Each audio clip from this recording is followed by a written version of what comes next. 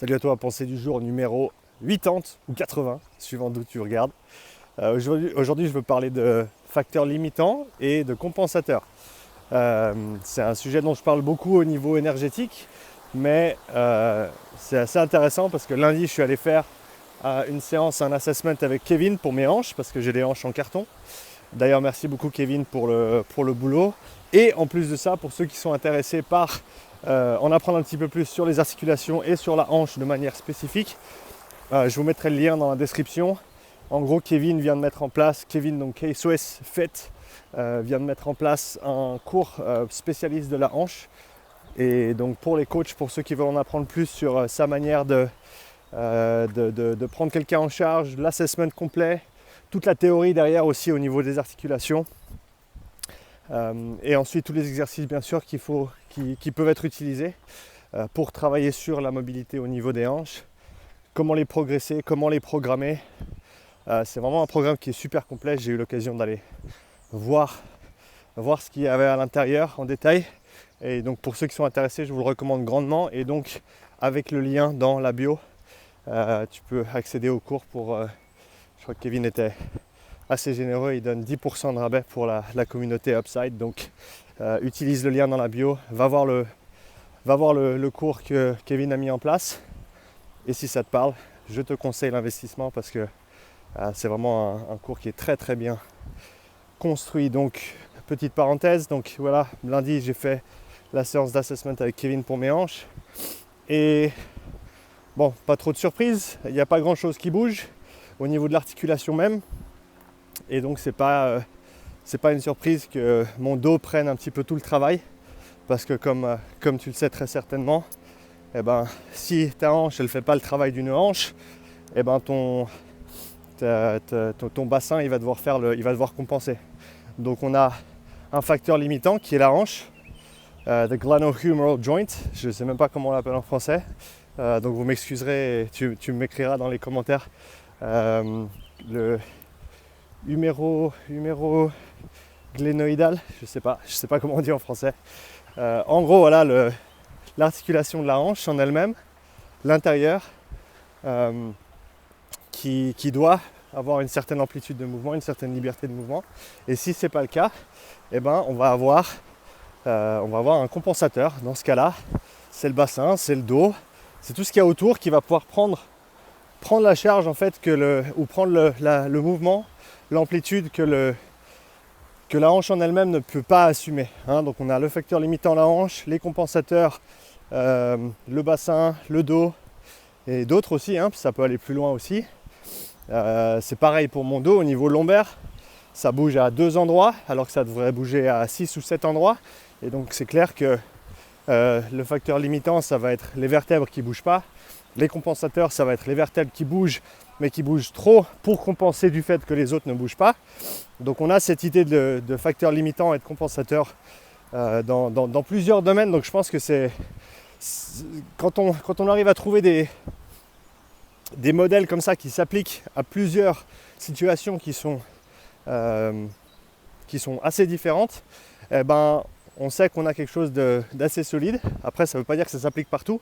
Mais je pense que c'est intéressant d'y penser comme ça. Et donc ce que Kevin m'a dit, et c'est là où j'ai eu un petit tilt dans ma tête, c'est quand Kevin m'a dit, alors il faut vraiment que tu te focalises sur ton facteur limitant, donc ta hanche, the glenohumeral joint, et il ne faut pas que tu laisses tes compensateurs faire le travail. Parce que dès que tu vas un petit peu trop loin, en amplitude de mouvement dans la hanche par exemple, si je fais des rotations articulaires contrôlées, je crois que c'est comme ça qu'elle s'appelle en français, CARS en anglais, si je vais trop loin, mes compensateurs vont tout de suite prendre le dessus et mon facteur limitant ne va pas pouvoir travailler en fait, vu que c'est tous les compensateurs qui font le boulot.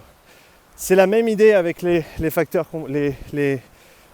limitants et compensateurs au niveau énergétique. Donc si on parle sur du travail plus axé endurance, cardio de manière générale, le système respiratoire, le système cardiovasculaire et le système musculaire, si on est limité par notre système respiratoire, simplement se mettre des grosses cartouches type crossfit ou intervalle pour essayer de régler ce problème-là, c'est un petit peu comme essayer d'aller faire une rotation articulaire contrôlée, beaucoup trop loin pour moi dans mon cas. Juste parce que je fais un grand mouvement, ça ne veut pas dire que je vais solliciter mon facteur limitant. Au contraire, quand on va faire quelque chose de très demandant de manière générale, que ce soit au niveau amplitude articulaire ou au niveau énergétique, eh ben on va souvent se reposer sur nos compensateurs qui sont nos points forts en fait. Et alors oui, bien sûr, il faut s'appuyer sur ces points forts, mais pas aux dépens du facteur limitant. Et donc dans ce cadre-là, je pense que c'est un modèle qui est intéressant à explorer. Et donc pour revenir à ce que je disais avant, d'aller se mettre une grosse cartouche en termes d'intensité et de volume de séance, c'est pas ça qui va régler notre problème, notre facteur limitant.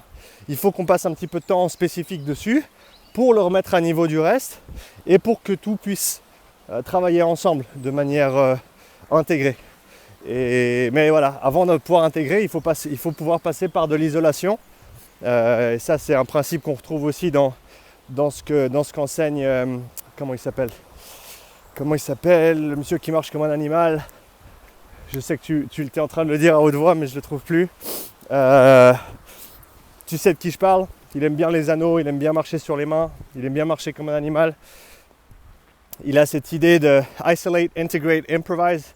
Donc d'abord tu isoles, ensuite tu intègres et à la fin tu improvises. Improviser, tu peux prendre ça dans le sens du mouvement, dans le sens du flow, dans le sens du sport aussi. Quand tu es dans ton match, tu vas devoir improviser à un moment donné ou faire des choses que tu n'as pas nécessairement répétées avant, mais avec des éléments que tu as pu comprendre et maîtriser auparavant. Et donc voilà, c'est la même chose avec les facteurs limitants. D'abord tu isoles le facteur limitant, tu fais en sorte qu'il se renforce, tu fais en sorte qu'il s'améliore. Ensuite tu le réintègres dans quelque chose de global. Ça ne veut pas non plus dire que tu peux rien faire d'intégrer avant, ça on est d'accord.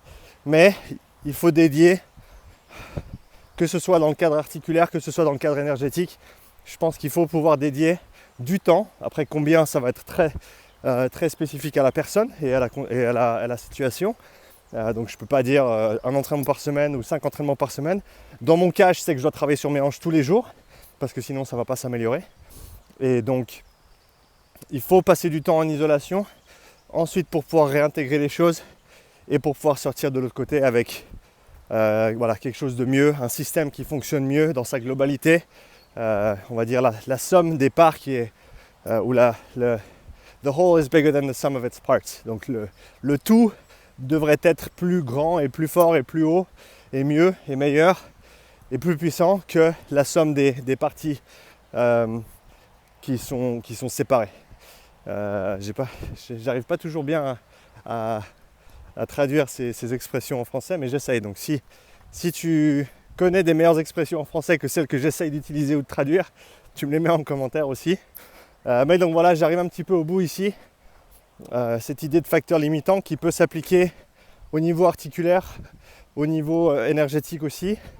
Je pense qu'il y a d'autres domaines dans lesquels ça s'applique aussi. Si tu as des idées qui te viennent comme ça, je pense que c'est bien possible qu'il y ait d'autres cas pratiques où on peut appliquer ce principe-là, ce principe de facteur limitant et de compensateur, cette idée d'isoler le facteur limitant avant de le réintégrer dans le tout.